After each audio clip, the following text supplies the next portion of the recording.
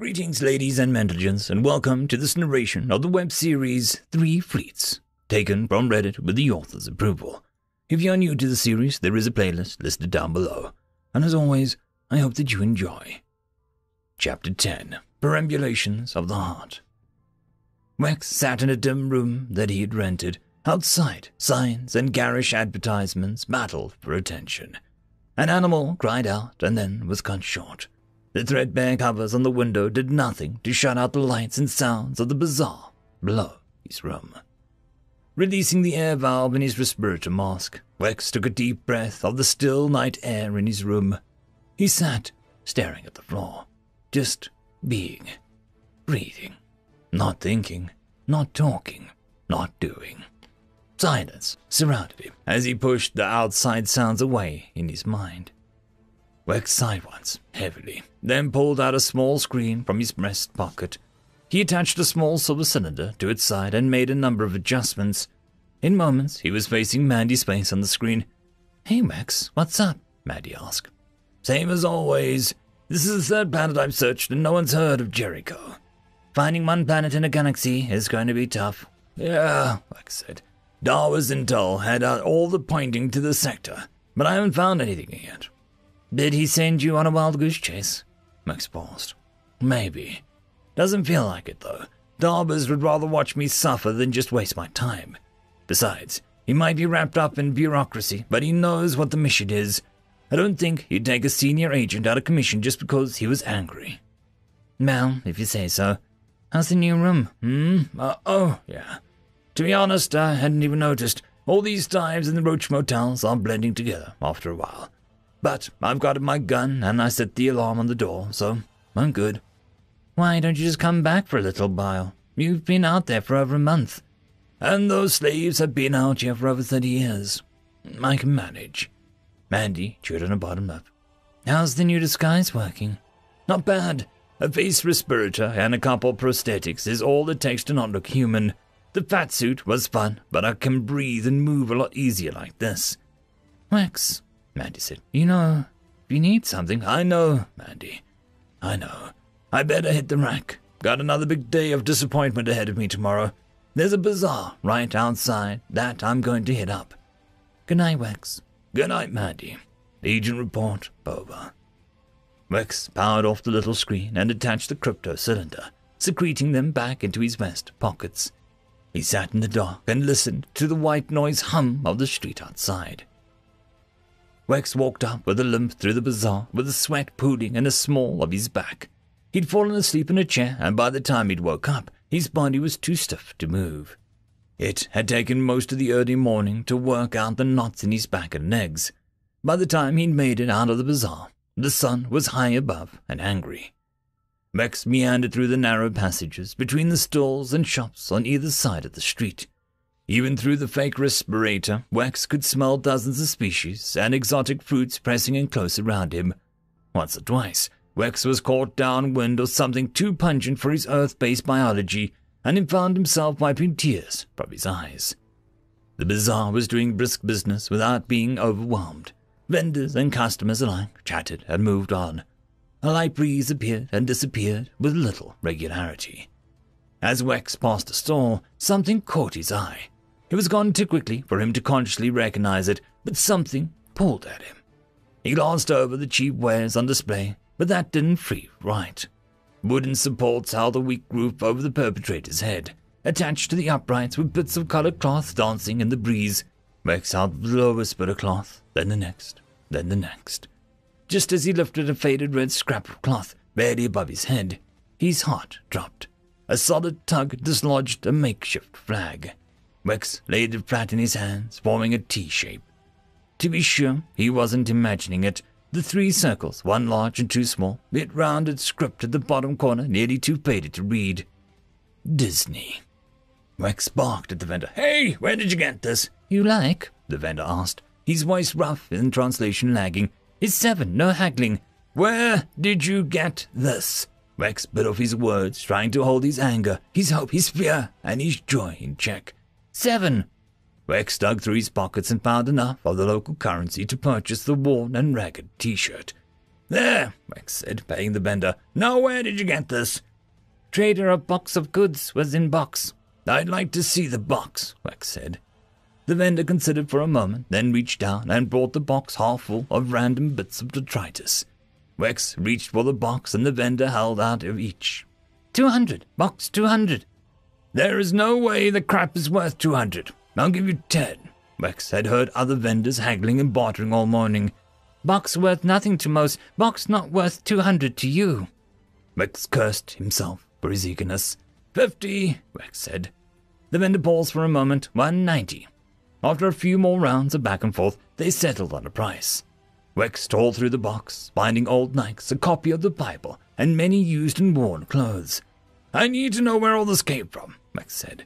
The vendor scratched his belly and looked away. 20, Wex said. 500, the vendor said. Wex stared at the alien vendor. He glanced around to look for security cameras or police. He slipped his holdout gun down his sleeve and into his hand. The vendor caught a glint of metal and took a step back. Wex held the gun close to keep everyone in the street from seeing it. 10, Wex said, "and I don't throw in a little extra." He nodded to the gun when he spoke. 10, the vendor agreed. "So then what?" Mandy asked. "He said he traded it with some farmers," Wex said. He was back in the shuttle, and Mandy could see the blue of the sky slowly give way to the black of space behind Wex's head. "It took some doing, but I managed to get a vague direction out of him, and from what he tells me, their ship couldn't have made it far. I looked up all the local systems of the Turlic database, and there are 2 candidates. I'm going to check them out. I've copied the coordinates to you." "Got them," Mandy said. "You sure you don't want backup?" "Not yet. I can slip in real quiet and get the lay of the land. If we go storming blind in with half the fleet, there's no telling how bad it could go." "Okay, but be careful. You're an awful long way from home." "Will do," Wex said. He cut the transmission and set the systems on his ship to stealth mode.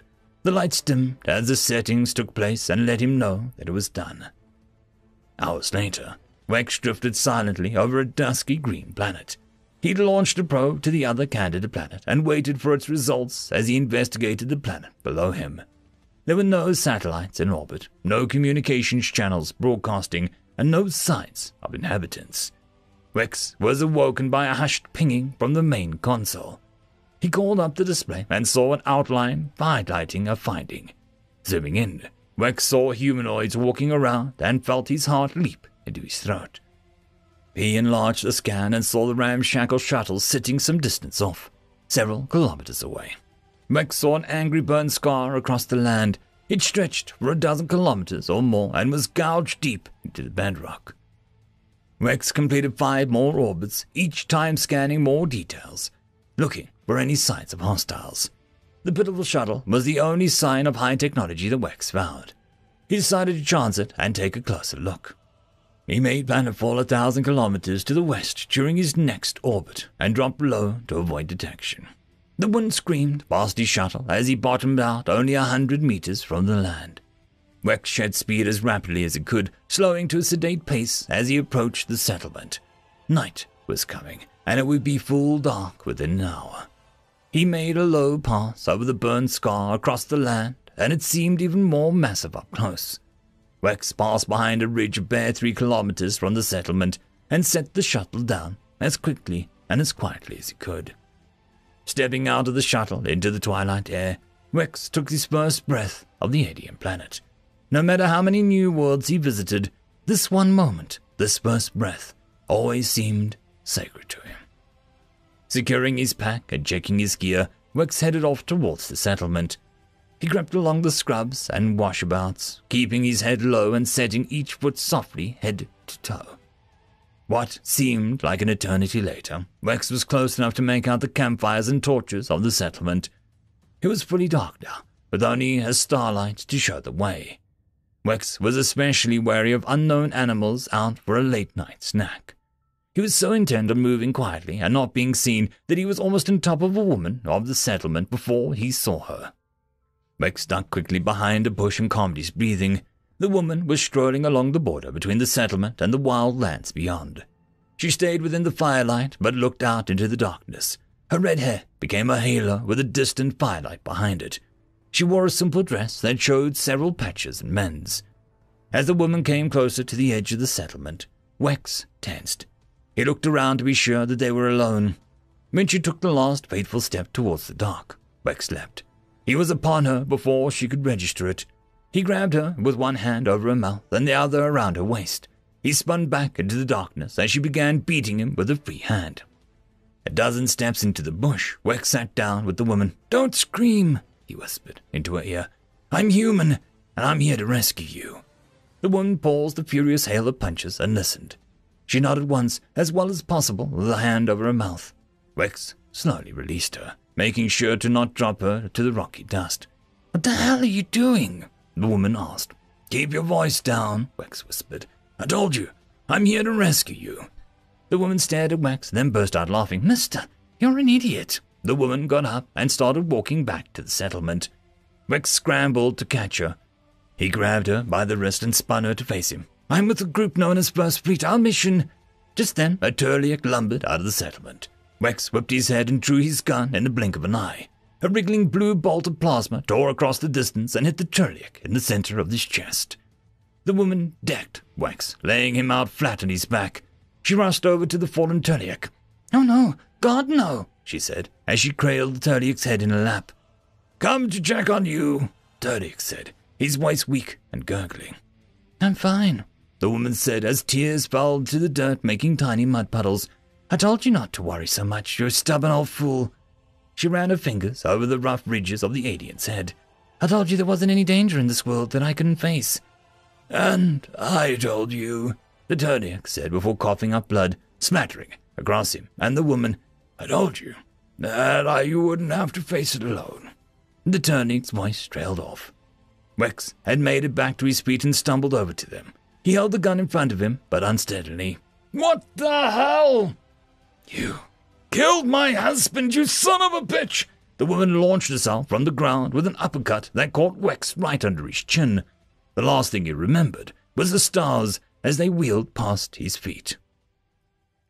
End of chapter.